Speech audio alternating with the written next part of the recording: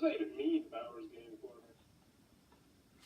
Ahoy there, YouTube! I'm back again today for another game review. Today I'm very excited to check it out. Exit the Abandoned Cabin. Ahoy there, YouTube! I'm back again today for another game review. And today I'm very excited to check it out. Exit the game, the Abandoned Cabin from Cosmos. This is for 1 to 4 players.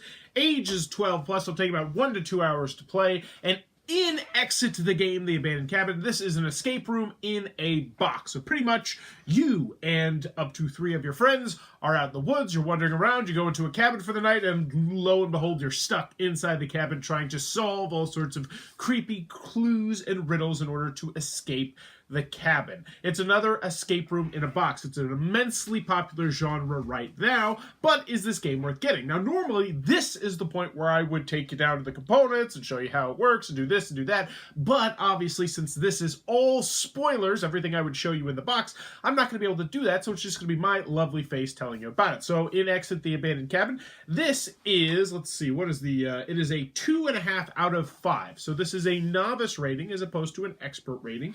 It took us 1 hour and 15 minutes, and we had 4 people working on it for the first half, and then 3 people working on it the second half. Someone had to leave. We needed 2 clues, and overall it was a very enjoyable experience. I'll go over the pros a little bit, and I'll go over the cons. So first, on the con side, with a game like this, the story is going to take a backseat to the actual mechanisms and trying to figure out the clues and the riddles. So it didn't really feel like we were in a cabin, but that being said, they did their best. They really attempted to by showing you what the cabin looked like and giving you even the floor layout of the cabin. And I did like the fact that they tried to intertwine the theme there. And I will say that the theme came off better than some of the other escape room games I've done, but still, it's obviously not like being an escape room.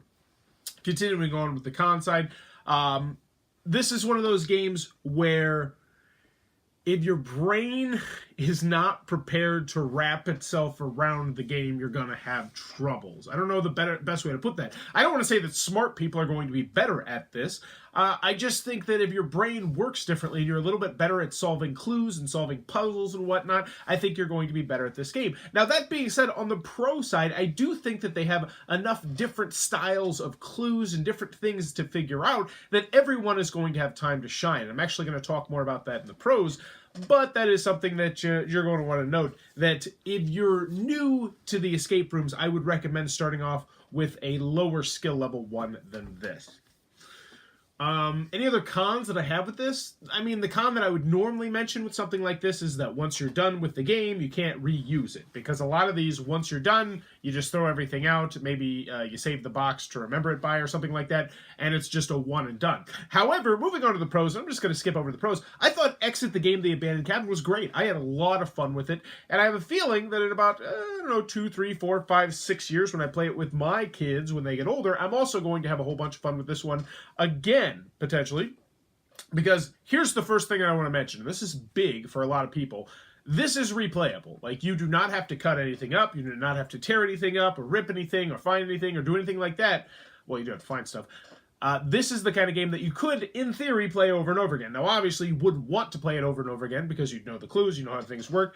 There's some things that need to be folded, so you'll have to unfold them, but it's not a big deal, and this is definitely something that you could play, and then let someone else borrow, and they could play, and then let someone else borrow, and then they could play. So that is definitely going to be a selling point, I think, to some people.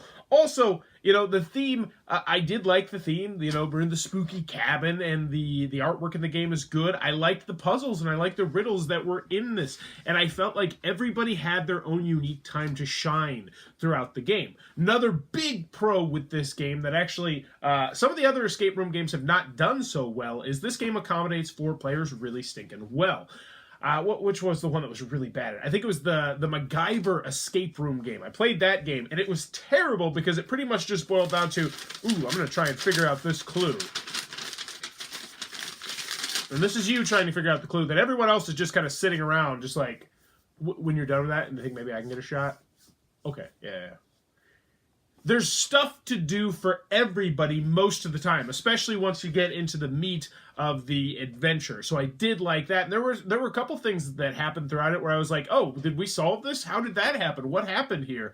And they're like, oh, we did that. I was really clever. And I had one of those too. There's this thing that there's a number puzzle in the game where I was like, what is this? What is this? And I was trying to crack the code, and I cracked the code, and I was like, yeah, I did it. And I was like waiting for someone to be like, oh, how'd you crack the code? But everybody's so busy and it's so fast paced, and it's, you know, it's all time, so no one really cared. And I was like, oh, no one noticed my awesomeness.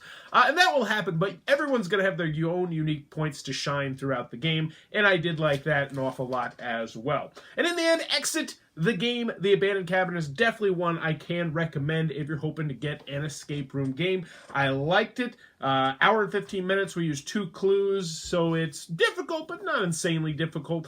Also, I did like the theme, even though the theme could have come across a little bit better, but it's kind of hard to do that when you just have a box like this. So in the end, I can definitely recommend The Abandoned Cabin from Cosmos. If you enjoyed this review, please be sure to click on that subscribe button down below. If you want to support the channel, click on that little Amazon Associates link down below. Buy anything on Amazon. Same amazing prices as normal, but throws a couple pennies my way. And in the comments below, let me know. Escape rooms. Have you ever beaten one? For me personally, I don't think I have. I think I've done 2 or 3 of them, and I think I've lost all of them. 1 in Denver, and I think 2 in Fort Wayne. I think I've lost all of them, if I recall correctly. But let me know in the comments below. Escape rooms. Have you beat one? As always, thanks for your time, YouTube.